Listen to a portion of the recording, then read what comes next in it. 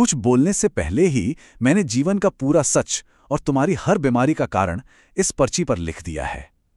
सोचिए, एक ऐसा दरबार जहां रहस्यमयी धुआं फैला है, हल्की पीली रोशनी है और एक ऊंचे सिंहासन पर बैठा व्यक्ति किसी बेबस इंसान से पूरे आत्मविश्वास के साथ ये बात कह रहा है। यह महज एक वाक्य नहीं है, यह एक ऐसा गहरा मनोवैज्ञानिक जाल है जिसमें रोजाना अनगिनत मासूम लोग फंसते हैं। आज के हमारे इस खास विश्लेषण में हम उस स्रोत सामग्री को खंगाल रहे हैं जो अंधे विश्वास और सच्चे ज्ञान के बीच के इस भयानक टकराव को पूरी तरह से बेनकाब करती है। ईश्वरीय सत्य बनाम झूठ की पर्ची। चलिए सीधे इसी विषय की गहराई में उतरते हैं। इस चर्चा में हम एक ऐसे जबरदस्त दार्शनिक टकराव का विश्लेषण कर रहे हैं जहां एक तरफ पाखंडी गुरुओं की हेराफेरी और चालाकी है, तो दूसरी तरफ सनातन धर्म का वो प्रकाशवान सत्य जो इस तरह के हर दिखावे को सिरे से खारिज करता है। ये समझना बहुत जरूरी है कि आखिर डर का ये पूरा मायाजाल असल में काम कैसे करता है। तो सबसे पहले ये साफ कर लेते हैं कि आखिर ये ढोंगी बाबा होते कौन हैं। सीधे शब्दों में कहें तो ये वो धोखेबाज लोग हैं जो इंसान के डर और उसकी मजबूरियों का सीधा सीधा फायदा उठाते हैं।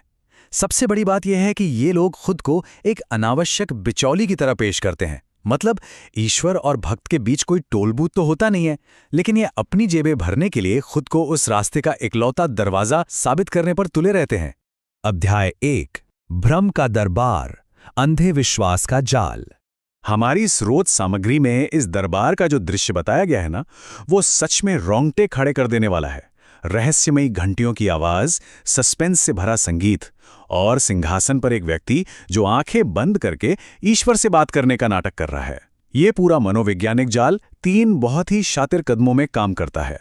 पहला, भगवान से सीधे संपर्क कर ढोंग करना।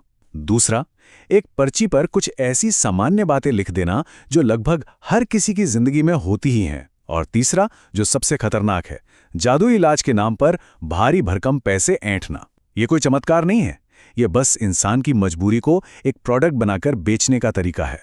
और इस हेर-फेर का अंजाम क्या होता है? किसी इंसान के जीवन भर की गाढ़ी कमाई पल भर में लुट जाती है। स्रोत सामग्री में एक बहुत ही भावुक कर देने वाला दृश्य है, जहां एक लाचार इंसान जिसकी पत्नी गंभीर रूप से बीमार है, वो कांपते हाथों से अपनी पाई पाई बाबा के चरणों में रख देता है। और वो भी किस लिए? सिर्फ एक जादुई जल के लिए। ये अंधभक्ति का वो खौफनाक चेहरा है जहां एक इंसान का दर्द किसी ढोंगी के बैंक अकाउंट का मुनाफा बन जाता है। अब यहां एक बहुत ही लाजमी सा सवाल उठता है, बाबा को ये सारे रहस्य पता कैसे चले? जो इंसान बीमारी या परेशानी से जूझ रहा है उसे तो यही लगेगा कि भाई बाबा के पास कोई ईश्वरीय शक्ति है, लेकिन हकीकत में इसे कोल्ड रीडिंग कहा जाता है। ये गुरु लोगों के हाव भाव, उनके कपड़े, उनकी घबराहट और कुछ बहुत ही बेसिक अंदाजों का इस्तेमाल करते हैं। भगवान किसी के कान में आकर सीक्रेट्स नहीं बताते। ये ढोंगी सिर्फ इंसानी मनोविज्ञान और कमजोरियों को पढ़ना बहुत अच्छी तरह जानते हैं। अध्याय 2, सत्य का प्रहार, भ्रम का टूटना। अब ये कहानी अपने सबसे जबरदस्त मोड़ पर पहुंचती है।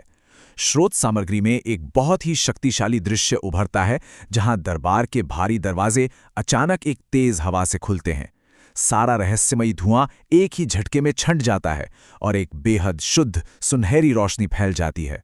भगवान श्री कृष्ण का प्रवेश होता है और यहीं पर असली सत्य और इन पाखंडियों के बीच का अंतर बिल्कुल साफ हो जाता है।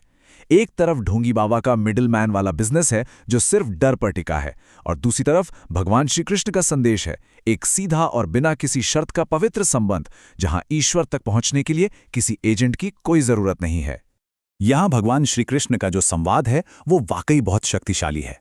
वो कहते हैं, ईश्वर किसी के कान में दूसरों के रहस्य नहीं फुसफुसाते। ये उस बेतुके दावे पर एक बहुत बड़ा तमाचा है जो ये पाखंडी करते हैं कि उनके पास भगवान की कोई डायरेक्ट हॉटलाइन है। इसके साथ ही कृष्ण एक बहुत ही प्रैक्टिकल बात याद दिलाते हैं कि बीमारी का इलाज औषधि यानी दवा से होता है, किसी ढोंगी के फूंक मारे हुए पानी से नहीं। ये हमें सिखाता है कि सच्ची आध्यात्मिकता इंसान को अंधा नहीं बनाती, बल्कि उसे सच देखने की आज़ादी देती है। आस्था को व्यापार मत बनाओ, ये इस पूरे विश्लेषण का सबसे बड़ा क्लाइमैक्स है। जब कृष्ण की ये गूंजती हुई आवाज उस दरबार में पड़ती है तो बाबा के हाथ से वो रहस्यमयी पर्ची छूट जाती है और हवा में ही जलकर राख हो जाती है। वो राख इस बात का सबूत है कि डर और चालाकी का ये खेल सत्य की रोशनी के सामने एक सेकंड भी नहीं टिक सकता।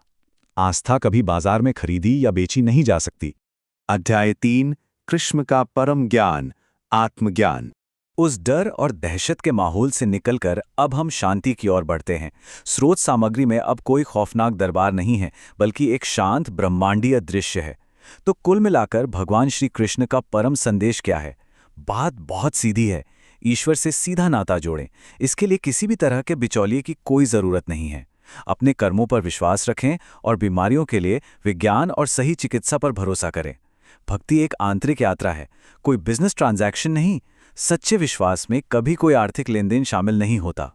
और हम आज के इस खास विश्लेषण को एक बहुत ही गहरे विचार के साथ समाप्त करते हैं। सच्ची भक्ति ही सबसे बड़ा चमत्कार है। जरा सोचिए, जब वो परम शक्ति, वो असली चमत्कार स्वयं इंसान के भीतर ही मौजूद है, तो फिर उसे खोजने के लिए किसी और की लिखी हुई पर्ची या किसी बिचौली की जरूरत ही क्यों है? सत्य हमेशा से सरल रहा है, उसे जटिल सिर्फ लालच ने बनाया है। ये एक ऐसा विचार है जिस पर हम सबको गंभीरता से सोचना चाहिए।